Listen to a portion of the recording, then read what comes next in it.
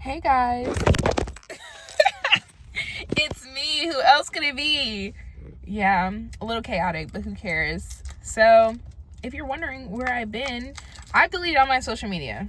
Been told y'all that, but I've been dazzling my phone. Carla has a flip phone, and let me tell you about things that I've learned about having a flip phone. People really don't be checking up on you for real. Like, they don't care unless they're monitoring spirits. Like, I see them texting on this phone, but I don't reply.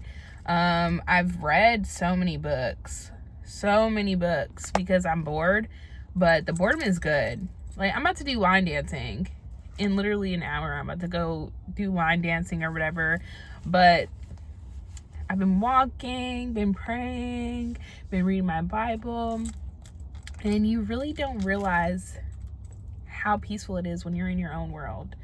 But I recommend getting you one of these, make it look cute. You know, hello, who is it? Oh, yeah, that's really what I be doing. I only have 5 numbers programmed into that phone, but yeah, I've been really just focusing on myself because it's me versus me, nobody else. Just holding myself accountable too. Like, I'm really not in a rush. A lot of stuff has been on my mind. I watched Interstellar, and he said I'm not afraid of death. I'm afraid of time. And that, in all reality, I feel like we're all afraid of time. We're not afraid of death because we know eventually it's going to happen. We're afraid of how much time we have. And we feel like we're not doing enough. A lot of us feel like we're not doing enough, that we need to get there. But in Alice in Wonderland, it doesn't matter which route you take. Eventually you'll get to your destination. And I feel like as I'm trusting God in everything in my life, like, I feel like eventually I'll get to my destination. So I'm really not really worried about it. Like, even with trials and tribulations, I feel like that's just life. You know, like, all you can do is just brace yourself for when it's going to happen, if it does or if it doesn't. But all you have to do is pray for, like, mercy and grace, because I feel like the fall is not going to be as hard as long as you trust him. But I did my nails. Aren't they cute? For Valentine's Day, because Valentine's Day is February 14th. My fault. It's February 14th. And believe it or not, I don't think I've ever celebrated Valentine's Day. Like, I don't celebrate any holidays, actually, because I don't care for them. I feel like it's just a day that people just spend money and you can just freely give gifts every day. And isn't it great just to have the gift of life? Like, if you woke up this morning, you're so blessed. Like, if you woke up and you can walk and you can breathe and you ate a good meal and you have a roof over your head, you're so blessed. Because I'm in Houston right now, and I see people, like, on the street, and I'm like, it reminds me of home. And I know, like, some of those people on the street are more happier than the people who actually have everything. So it's like, no matter how much you chase to get everything, like, you're still gonna be doing a 360, and you should still, like, reflect on how you're living an answer prayer. I feel like a lot of us forget that we're living an answer prayer constantly. Like, every day is an answer prayer. Whether it's a job that you have, it's once an answer prayer, because there's been a time when you didn't have a job. Whether you're in an apartment, it may not have everything that you need or everything that you desire, but you once prayed to have that apartment. How can we get to our next blessing if we're not present or grateful in our current blessing? So right now, like, this year, like, so far, I've been really appreciating the current blessing that I'm in, you know, because there's been times when I prayed for things and then I didn't appreciate it, and I feel like it was taken away from me. But in due time, like, it does come back, and sometimes it comes back better, if we're being honest. Like, I'm not really missing anything. We're not missing anything. Like, if people are just gonna live their life, and you might as well just live your own. But step out of your comfort zone. I met this lady and I asked her, are you pouring into yourself? We pour in so many people and we forget to pour into ourselves, and then we're left with an empty cup. And it's important to talk to people who pour into you, because there are so many individuals who are currently facing the same dilemmas that you're facing, and they might not even be big dilemmas. Like, I don't watch the news or anything, so I have no idea what's going on in this world. And as you can see, like, let me show you what I got on here, guys. I get to listen to music. I got headphones. I have the weather app, my messages, a camera, a gallery, a clock, Google if I need to, because I need to use the GPS. Like, that's important. I have music, but it's just the radio. I have a calendar. I have notes just in case I need to take notes to myself. I have the calendar. I have the podcast app, and really all I do is listen to the Bible. I've been listening to Matthew's because I feel like I relate more to Matthew and Peter. I'm starting to read James. James is a really good book as well.